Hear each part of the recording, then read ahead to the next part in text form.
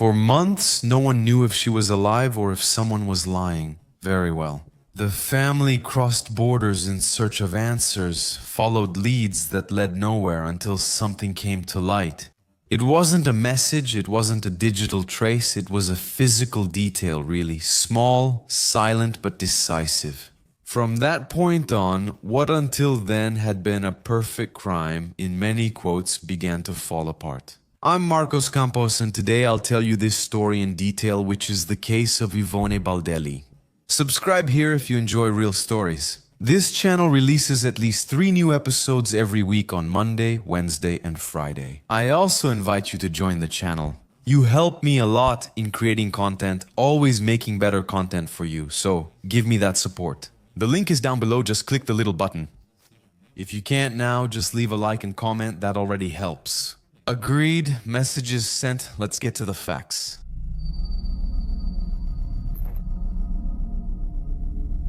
First, it's important to know who Ivone Baldelli was.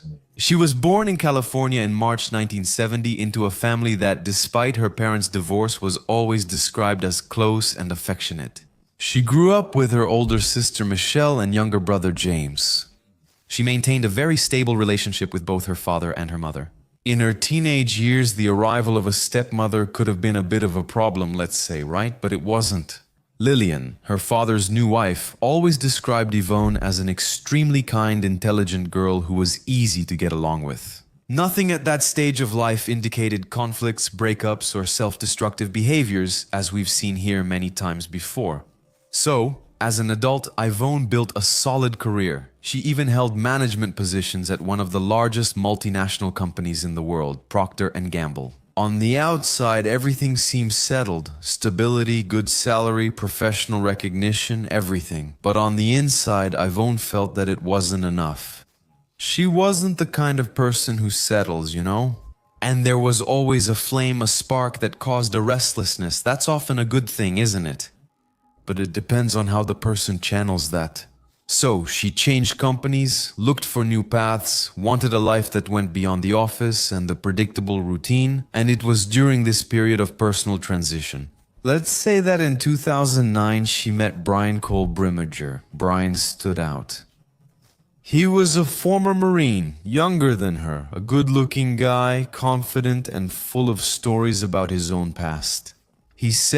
He claimed to have worked at the White House and made a point of showing photos next to former President George Bush, something that, for many, sounded impressive.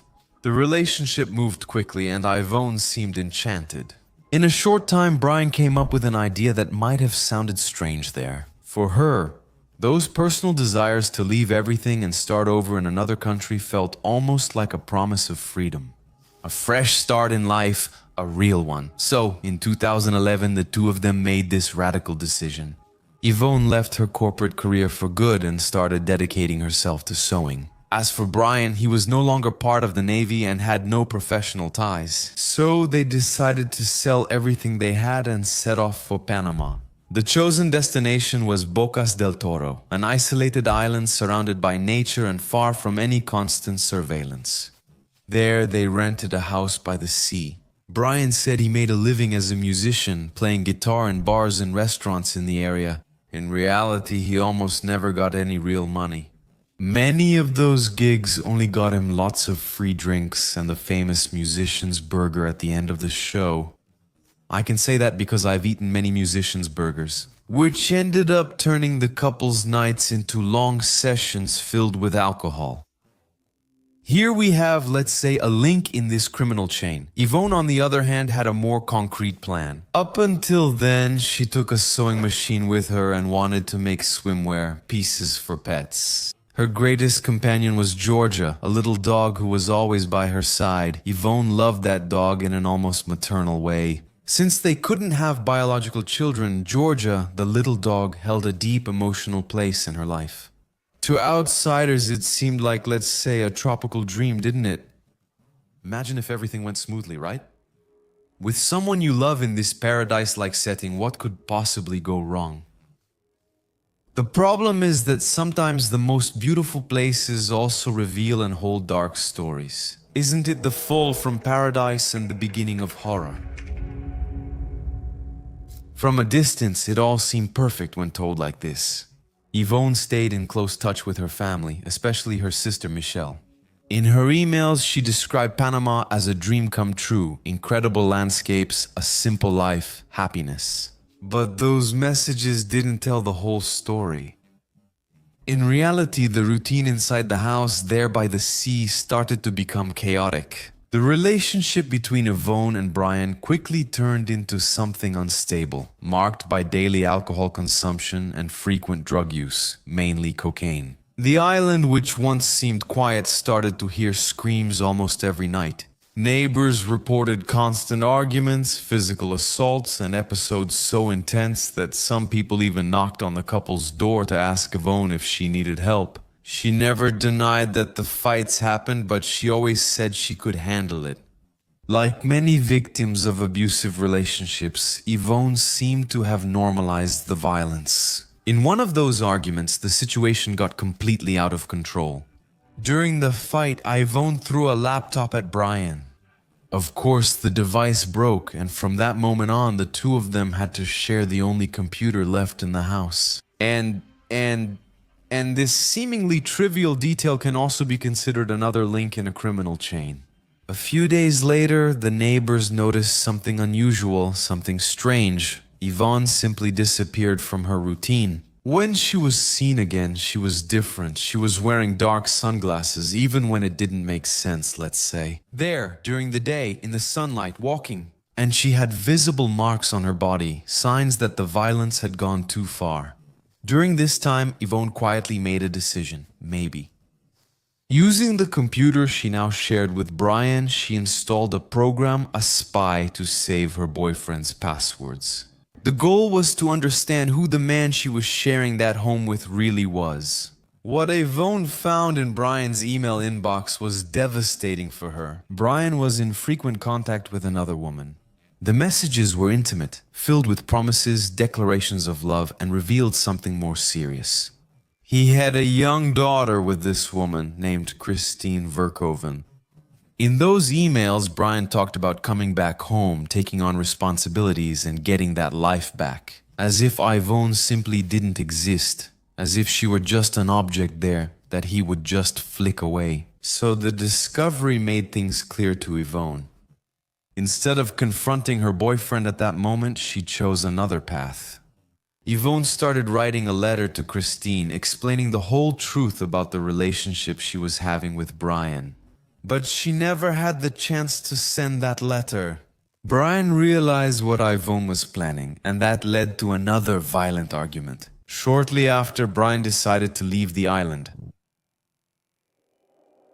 And so Ivone never got to tell her story and never found out if the other woman, her husband's girlfriend, knew about all of this too. But let's take a look at Brian's return and the beginning of the cover-up.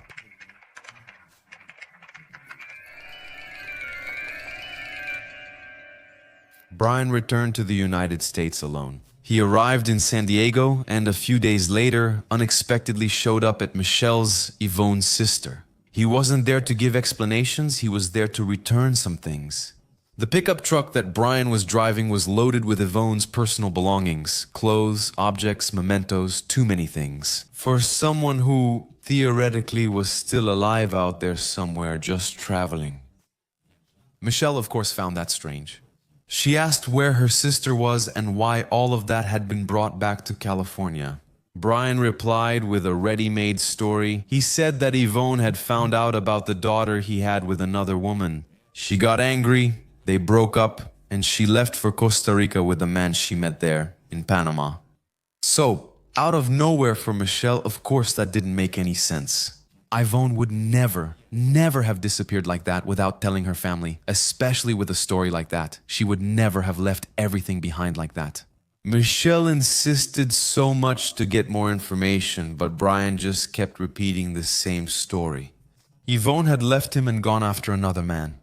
The next day, something even stranger happened. The family received an email supposedly sent by Ivone. In the message, she said she, in quotes, that Brian was a liar, that she couldn't stand living with him anymore, and that she had in fact moved to Costa Rica.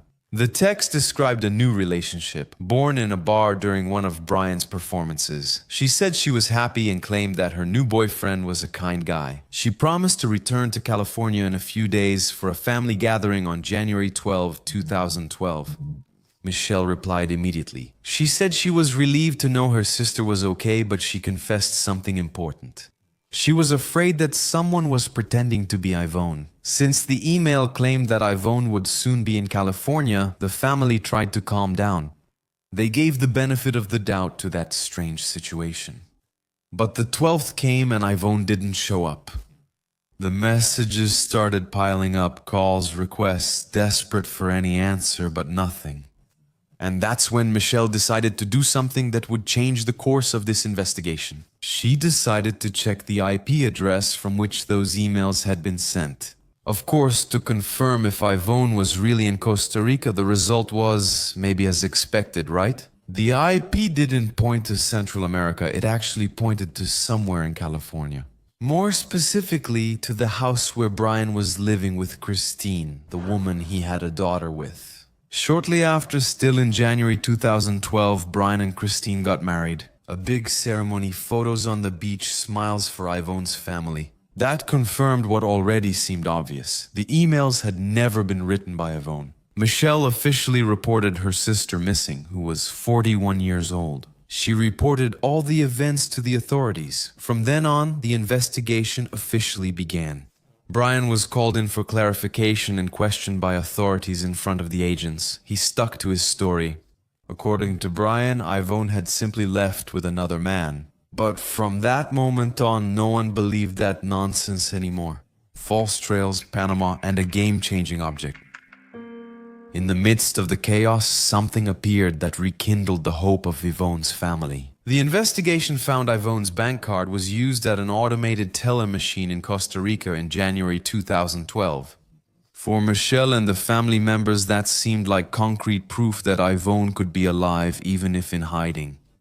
But that hope faded quickly. When they contacted the Costa Rican embassy in the United States, the first contradiction arose. There was no record of Ivone entering the country, no ticket, no immigration control, no official evidence that she had even set foot there. Things got even stranger when the Panamanian embassy confirmed another key detail. There was no record of Ivone leaving Panamanian territory. If the data was correct, and it was, then Ivone never actually left Panama. Given that, the family made a basic decision. They traveled to Panama to look for her themselves. For days, they walked around the island where Ivone and Brian lived, talked to neighbors, and retraced what may have been the couple's last steps. They tried to find any sign that could indicate where Ivone might have gone. The stories they heard were always the same, disturbing, I would say. They were in an abusive relationship. The fights were already public, alcohol was constant, and the assaults were frequent. Neighbors described the couple as always drunk, constantly fighting, and close to something worse. Even so, no concrete clue about Ivone's whereabouts appeared without answers. The family created a Facebook page called Find Ivone Baldelli, trying of course to expand the search and reach people who might know something. They still hadn't come forward. Michelle led everything, following police, speaking to investigators, and pressing authorities. And she went back to California, devastated with no answers, not knowing where her sister was, but more and more certain that something terrible might have happened. The problem was that officially Brian still couldn't be accused of anything. No direct evidence linked him to the disappearance. And he denied absolutely everything, including having impersonated Ivone in the emails. Until a new discovery completely changed the course of the case. The investigators confirmed that the person who had used Ivone's bank card in Costa Rica wasn't her, but Brian. Passport records showed that before returning to California, he made a stop in Costa Rica. There, he withdrew a large amount of money from Ivone's account, and some witnesses reported that he went to a bar. After that, he bought drinks for several women and at one point even made a toast to Ivone. From that point on, he became the main and practically the only suspect in the case. But there was still something missing to close this chain, something that would link him to a possible crime. And then an object appeared.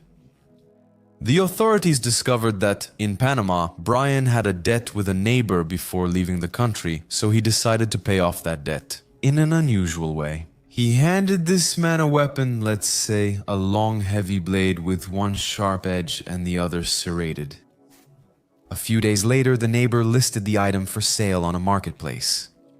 When the police analyzed the ad, they found something disturbing in the comments, a comment made by Brian himself. Look at what he wrote. "Don't worry, the machete was mine. I brought it from the United States. It was hardly used, only once to dismember a stripper." From that point on, the case was no longer just a disappearance and started to be treated as something much more complicated. The police managed to locate this machete. The object was seized and underwent a series of forensic tests. The investigators were looking for anything, a strand of hair, a drop of blood, any trace that could link that blade to Ivone, but someone had been meticulous. The machete was too clean. No genetic sample was found, no conclusive evidence. Even so, the police did not rule out the object. And then there's another link, but I'll talk about it in a moment. This machete was sealed, catalogued, and kept as a key piece of a puzzle that was still being put together. Time went by. A year had actually passed since Ivone's disappearance, and her absence was starting to weigh heavily. Like a wound that was too painful, Michelle decided to return to Panama with her family. And at that moment, they were walking through areas where no one would step by accident. They were flooded, less stable regions. Swamp-like areas, you know where? The water and vegetation swallowed up everything that was there. And during one of those searches, something appeared. Bones. For a few minutes, the world stopped for them, but then the tests ruled it out. The worst part was, they weren't human remains. Even so, the impact was obviously devastating for that family. On the way back home, Ivone's stepmother, Lillian, broke down. She described the feeling of leaving Ivone behind forever, and this trauma was so intense that Lillian even had to be hospitalized. Meanwhile, on the other side of this story, life went on as usual, as if nothing was happening. Brian Brimminger remained free, married, smiling in photos, and he and Christian had another child. They built the image of a perfect, united family, while Ivone's family lived with the anguish of not having any answers. No body, no justice. But the pressure was mounting, and with Brian constantly refusing to cooperate, the authorities gathered everything they had. And on June 26, 2013, he was finally arrested, not for homicide, but for obstruction of justice. The fake emails, the assaults, the lies. Even now in jail, Brian stuck to the same cold, rehearsed story, repeating it to the end, until 2 months later, something changed everything. On August 21, 2013, a local man in a wooded area of Panama was clearing an improvised trail through the forest. And along that path, he found something, a worn-out old green military backpack. When he opened that backpack, he stepped back because inside there was a human skull and also other bones. Women's clothing. The police, of course, were called immediately, and the forensic tests left no doubt. Those remains belonged to Ivone Baldelli. The body, however, was not complete. The case was now officially no longer a disappearance, and it was confirmed what was already a consensus: it was homicide. As the case progressed, a new tragedy struck the family. Michelle, the main voice in that whole situation. The sister who never gave up received a devastating diagnosis: advanced breast cancer with metastasis in the brain. There was no possible curative treatment. And here, like this, some people believe that this disease comes from repressed feelings. Maybe it has a direct connection with everything that was happening. After all, many days had already passed, a lot of good times. Even so, with this news, unfortunately, it was just too hard. Michelle made a decision. She would go all the way, knowing that maybe she wouldn't even be alive anymore when the trial began. So, Michelle gave her testimony in advance. She faced Brian face to face, and he remained silent. After testifying, Michelle was taken back to the hotel where she was staying that same night while she was sleeping. She lost her life, she passed away. It was the year 2014. Michelle died without seeing the trial concluded, without finding justice for her sister, but she did not die without fighting. After identifying the remains, forensics began analyzing something that had not been fully understood before. The bones showed deep marks, cuts that didn't stop at the surface. Some blows had struck directly into the bone structure. That was not consistent with a single or accidental injury. In 2016, the investigators decided to revisit a piece that had never been discarded. You remember, it's not Brian's machete. This time the approach was different. Instead of just analyzing the blade, the experts decided to take the object apart. There was a handle there, and guess what? It was there, hidden inside the part where the handle covered, that they found dried blood. The material was sent for analysis, and the final result was that the DNA found inside the handle of that weapon belonged to Ivone. There was no longer space for alternative versions or support for coincidences and lies. Faced with this irrefutable evidence, Brian asked for his lawyer to be present, and for the first time he spoke, he confessed to the crime. Brian admitted killing Ivone on November 26, 2011. He said it began after an argument where Ivone broke a laptop. Do you remember what I said about this connection? With only one computer available at home, she accessed his emails, and in his personal emails, she discovered a previous relationship with Christine and the existence of a daughter. Brian said that Ivone lost control, that the arguments lasted for hours, and that at a certain point she threatened him with a knife. According to him, there was a physical struggle, and in a supposed act of self-defense, he struck the blows. But it's not that simple. This narrative has serious problems, doesn't it? Brian was much taller, much stronger, and weighed almost twice as much as Ivone. It shouldn't be difficult to restrain an unarmed woman. Also, forensic analysis uncovered a key detail. Most of the stab wounds found on her remains, according to the forensic analysis, were inflicted on Yvonne's back. The pattern of the injuries didn't indicate a frontal fight, it indicated surprise, a sign of a sudden attack. After realizing that Ivone was dead, that's when Brian made an even more disturbing decision. He dismembered the body. He did this to be able to transport it without drawing attention and to eliminate any trace, perhaps, of that life. He also killed the little dog Georgia, his girlfriend's companion, and then the remains were abandoned in a swamp. Brian then went to Costa Rica. Part of the plan was intentionally creating the false story that Ivone was alive and had run away. And when questioned by the authorities, Brian was never able to explain where the body parts that were not found were, nor what he did with the remains of the little dog. The trial took place in San Diego on May 25, 2016. After a plea agreement, the sentence was announced. Brian Bremanger was sentenced to 26 years in prison with no right to parole. He was also ordered to pay a $10,000 fine and $11,000 compensation to Yvonne's father. Currently, Brian is serving his sentence in a federal prison in San Diego. A few days after the sentencing, on May 28, 2016, Yvonne's family was finally able to say goodbye. Despite her incomplete body, she was cremated and her ashes scattered at sea. A late but necessary closure. After the trial, one detail also caught the attention of the press. Christine, Brian's wife and mother of his kids, stayed by his side. Even after the confession, the evidence, and the brutality revealed in court. Reporters even went to the residence, but Christine refused to speak. And there's still one last detail, almost macabre. The house where Ivone and Brian lived in Panama previously belonged to Wild Hobart.